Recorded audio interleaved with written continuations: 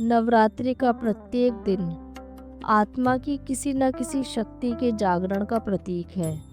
छठे दिन पूज्यनीय माँ कात्यायनी की आराधना की जाती है। माँ कात्यायनी देवी दुर्गा का छठा स्वरूप है। शास्त्रों में उनका स्वरूप अद्वितीय सामर्थ्य और दैवी तेज से युक्त बताया गया है। वह सिंहवाहिनी है, चार भुजाओं में तलवार, कमल, वर मुद्रा और अभय मुद्रा धारण करती हैं।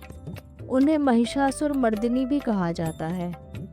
देवी स्वरूप वास्तव में आत्मा की दैवी शक्तियों का स्मृति चिन्ह है। इन स्वरूपों की आराधना का वास्तविक अर्थ है अपने भीतर छिपी उन दिव्य शक्तियों को जागृत करना, जिन्हें भुलाकर आज हम आत्माएं दुर्बल और पराधीन हो गई हैं। पौराणिक कथा के अनुसार एक महान ऋषि कात्यायन ने देवी को पुत्री रूप में प्राप्त करने की इच्छा से कठोर तप किया। उनकी तपस्या से प्रसन्न होकर भगवान विष्णु, ब्रह्मा और शिव ने अपनी शक्तियों से माँ कात्यायनी को उत्पन्न किया। वह ऋषि कात्यायन के आश्रम में जन्मी, इसलिए उन्हें कात्यायनी कहा गया।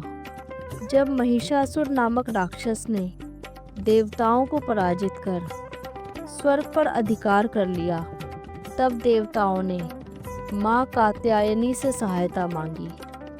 माँ ने महिषासुर से युद्ध किया और 10 दिनों तक चले इस घोर संग्राम के अंत में उन्होंने महिषासुर का वध किया। इस विजय के कारण उन्हें महिषासुर मर्दिनी भी कहा जाता है। माँ कात्यायनी सिंह पर सवार होती हैं और उनके 4 हाथ होते हैं। एक में तलवार, दूसरे में कमल, तीसरे में आशीर्वाद मुद्रा और चौथे में वर मुद्रा। वे साहस, शक्ति और न्याय के प्रतीक हैं। सिंहवाहिनी निर्भयता और दृढ़ संकल्प का प्रतीक है। तलवार असत्य और नकारात्मकता का नाश करने की शक्ति दर्शाती है। कमल निर्मलता और आत्मिक पवित्रता का प्रतीक है। और वर मुद्रा एवं अभय मुद्रा भक्तों को शक्ति और निर्भयता प्रदान करने के वरदान का प्रतीक है। भक्तों को भयमुक्त करने वाली यह देवी विवाह की इच्छुक कन्याओं द्वारा विशेष रूप से पूजी जाती है। आध्यात्मिक दृष्टिकोण से यह कथा हमें बताती है कि जब मनुष्य आत्मा पर महिषासुर अर्थात वासना, क्रोध, लोभ और अहंकार जैसे दानव हावी हो जाते हैं, तब परमात्मा शिव अपनी शिव शक्ति सेना को जागृत कर आत्माओं में पुनः दैवी गुणों की स्थापना कराते हैं। आत्मा परमात्मा की संतान है। उसमें स्वाभाविक रूप से ज्ञान, शांति, पवित्रता और शक्ति विद्यमान है, लेकिन सृष्टि चक्र में यह शक्ति सुप्त हो जाती है। माँ कात्यायनी की पूजा हमें याद दिलाती है कि हमें भी आत्मा की सुप्त शक्ति को राजयोग साधना द्वारा जगाना है। जैसे माँ सिंह पर आरूढ़ होकर सभी दैत्यों का नाश करती हैं, वैसे ही आत्मा को भी परमात्मा के स्नेह और शक्ति का अनुभव कर निडर बनना चाहिए। डर, शंका और असुरक्षा भाव ही हमारी हार का कारण है। महिषासुर का प्रतीक वासना है। आत्मा की सबसे बड़ी कमजोरी कामिकार है। माँ कात्यायनी की तलवार इस विकार का विनाश करने की प्रेरणा देती है। कमल फूल की तरह आत्मा को भी संसार की कीचड़ में रहते हुए निर्मल और शुद्ध बने रहना चाहिए। यही नवरात्रि साधना का मूल संदेश है। अभय मुद्रा हमें यह आश्वासन देती है कि जब हम परमपिता शिव से जुड़ जाते हैं, तब कोई भी परिस्थिति हमें भयभीत नहीं कर सकती। राजयोग का अभ्यास ही माँ कात्यायनी की उपासना का वास्तविक रूप है। मैं आत्मा हूँ और शिव बाबा मेरा पिता है। यह स्मृति आत्मा को शक्तिशाली बनाती है। नियमित योगा अभ्यास से विकारों की जड़ कटती है। यही तलवार का वास्तविक प्रयोग है।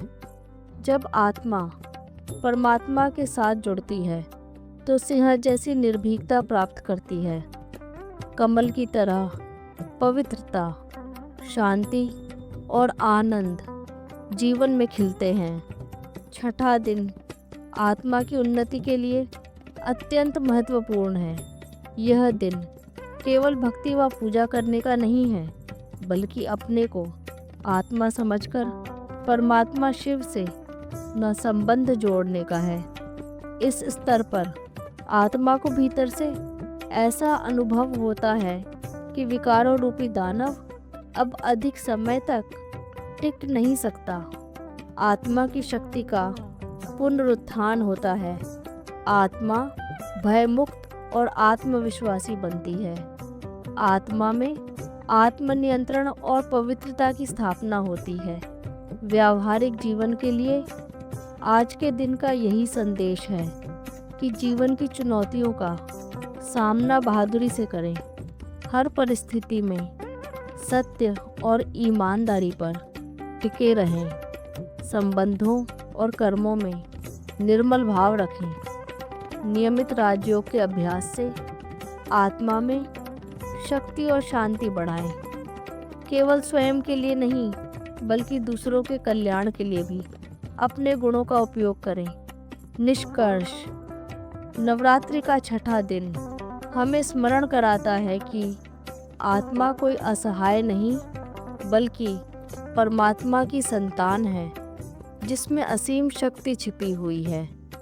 माँ कात्यायनी का स्वरूप हमें प्रेरणा देता है कि हम भी सिंह जैसी निडरता, तलवार जैसी विवेकशीलता और कमल जैसी पवित्रता को अपने जीवन में धारण करें। वास्तव में हमारा युद्ध बाहर नहीं, बल्कि भीतर के विकारों से है। जब हम राजयोग के अभ्यास से इन पर विजय प्राप्त करते हैं, तभी सच्चे अर्थों में माँ कात्यायनी की पूजा सफल होती है। यही है छठे दिन का आध्यात्मिक रहस्य। आज की हमारी यह प्रस्तुति यहीं समाप्त होती है। यह प्रस्तुति आपको कैसी लगी?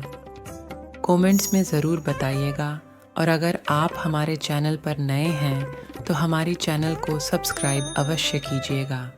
तो मिलते हैं अगले वीडियो में। धन्यवाद। नमस्कार।